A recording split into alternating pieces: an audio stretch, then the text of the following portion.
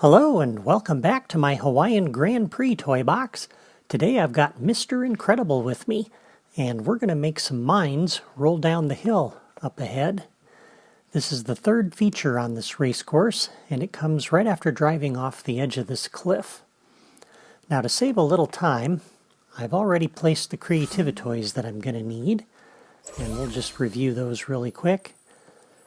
First off, we have a trigger area that's stretching across the road, and this is on the curve right before that hill, right before the cliff that you drive off of.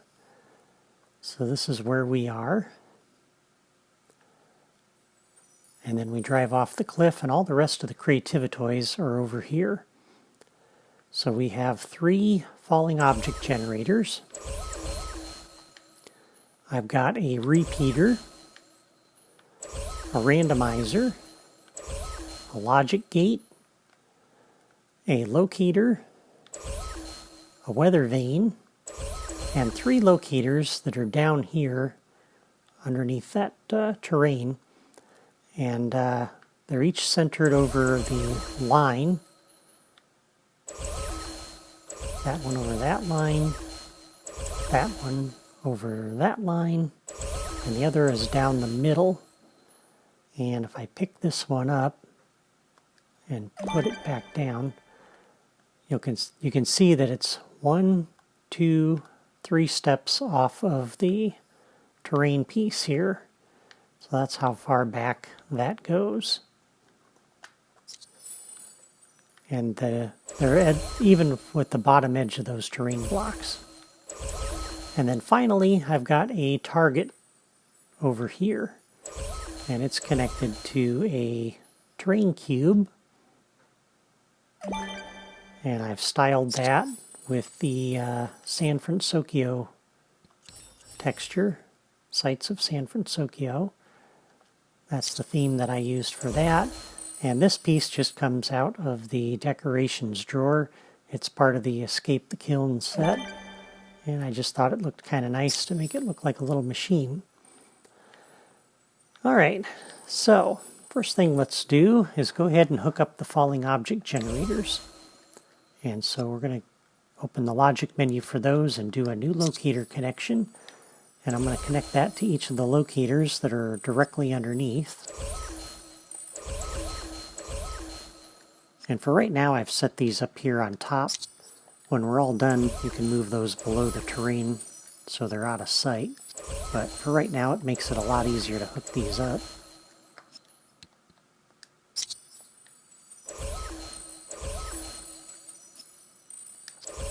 Okay, and then the weather vane, excuse me, new locator connection, that's going to connect up to that locator. That indicates the direction the wind needs to go. And there's our locators. Now the weather vane properties, let's go ahead and open that up. And for the force, I'm going to take this up to 20. And the affected objects are just physics balls.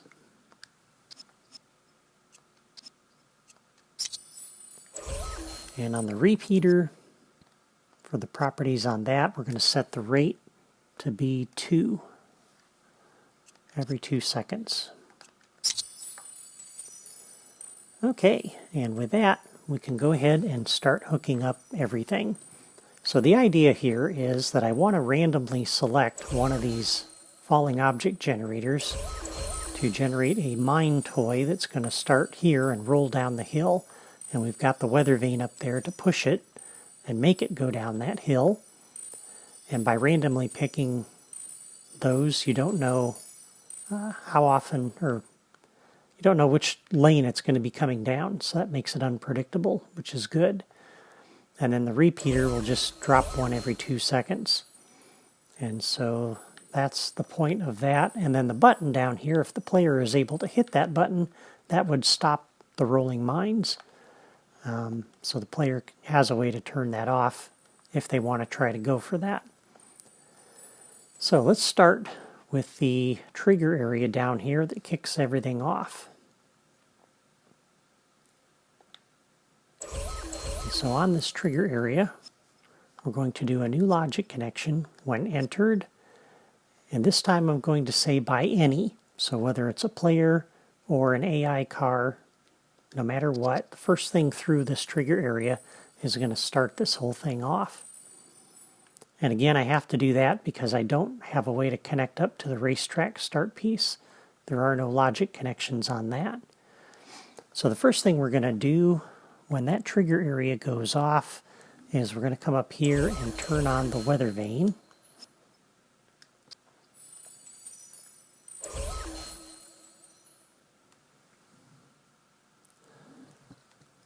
And then the other thing this is going to do is turn on that repeater.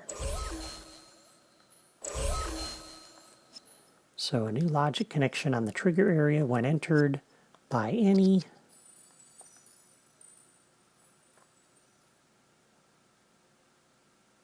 Come back over here to the repeater.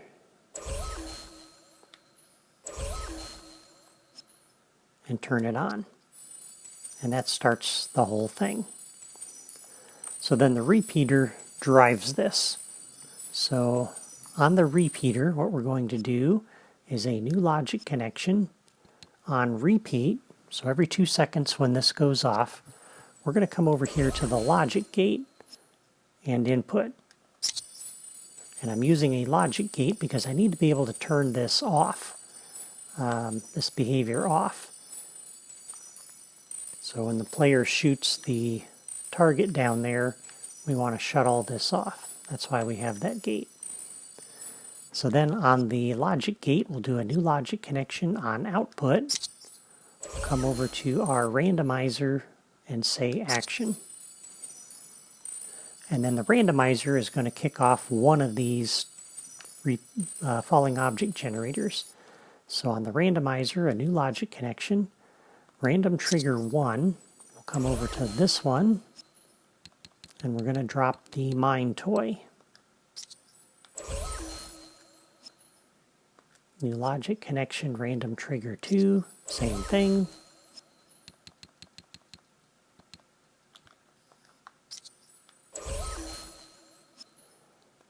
New logic connection, random trigger 3, same thing. So the first 3 random trigger signals are going to this first falling object generator.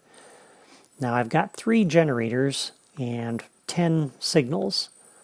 So we're going to make 3 of them go to the first one.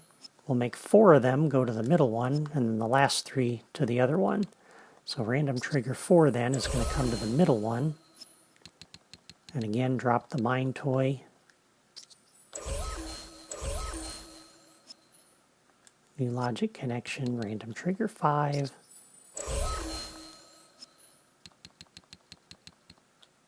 Mine toy. And this is kind of tedious, I know. For those of you who are familiar with what I'm doing, you can certainly jump ahead. Fast forward a little bit until I'm done with this.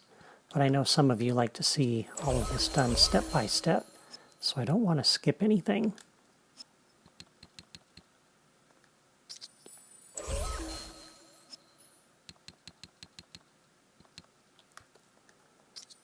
Okay, so if we open the logic menu for this, there should be 4 connections from the randomizer.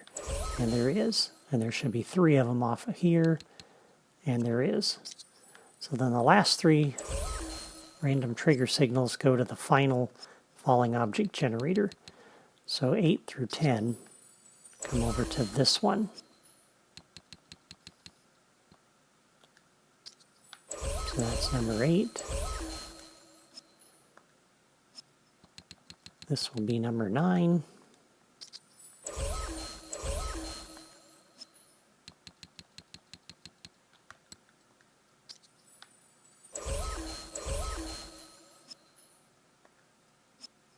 And then the final one comes over here once again. All right. So at this point we have the repeater turning on when the player or an AI car goes through that trigger area way out there. That comes through the logic gate, invokes the randomizer, which will pick one of the 3 falling object generators every 2 seconds to drop a mine that will then roll down the hill. It's pushed down the hill by the weather vane.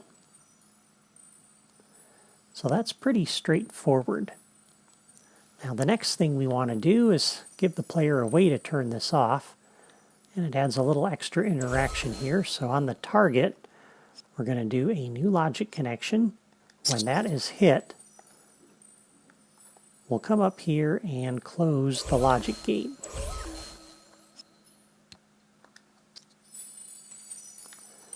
And you say, why don't you just turn off the repeater? Well, I could do that, except the next AI car or player that goes through that trigger area down there is going to start it back up again. And I don't want that to happen. And so by closing this gate, it doesn't matter what this toy does or who drives through that trigger area. The fact that this is closed will prevent it from getting over here to the randomizer. And so that's why we have that. Okay, and then the last thing we need to do is to be able to reset this for the next race. And so we're going to come over here to our reset button that we hooked up last time. And on our reset button, we're going to do several things. So new logic connection when pressed. First thing we're going to do is come over here to our logic gate and make sure that's open.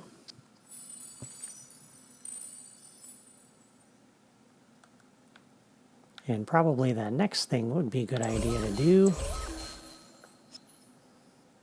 New logic connection when pressed. Don't really necessarily have to do this, but let's go ahead and turn off that weather vane.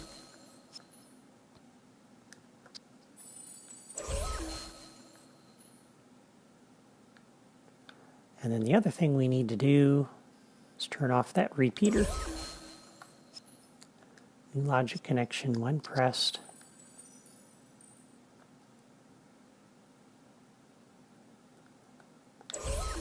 Make sure that repeater is off. And there we go. That is everything. So now let's come over here and we'll just walk through this trigger area. And then we'll go see what happens.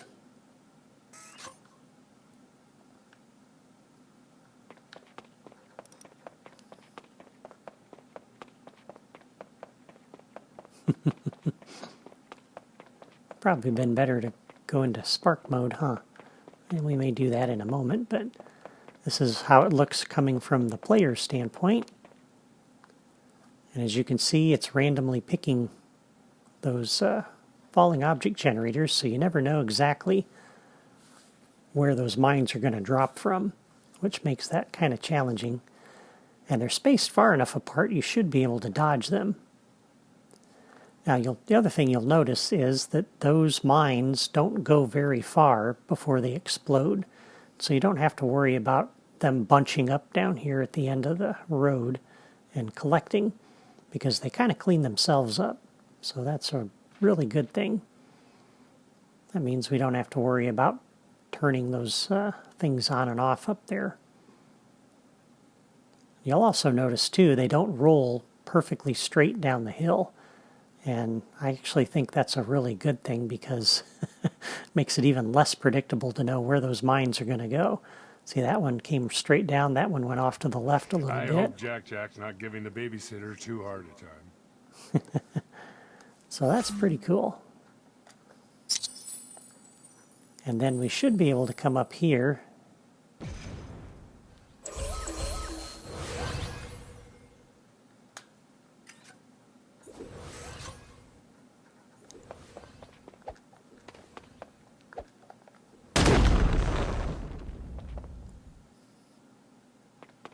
And you'll notice that stopped. So now there are no mines rolling down the hill. So the target there put a stop to that. So that's the hill with the rolling mines. It's a thrilling obstacle to dodge during the race, and it's fun watching the mines take out the AI cars once in a while. The rest of the features on this course are pretty easy to build, so next week I'm going to put the finishing touches on this toy box, and then you'll have a brand new completed racetrack to enjoy. Before I sign off, I want to remind you that you can find a logic diagram for today's video on my blog, which may help you build this obstacle in your own toy box if you want to do that. You can also subscribe to my channel by clicking my photo in the lower right corner. Have a great weekend.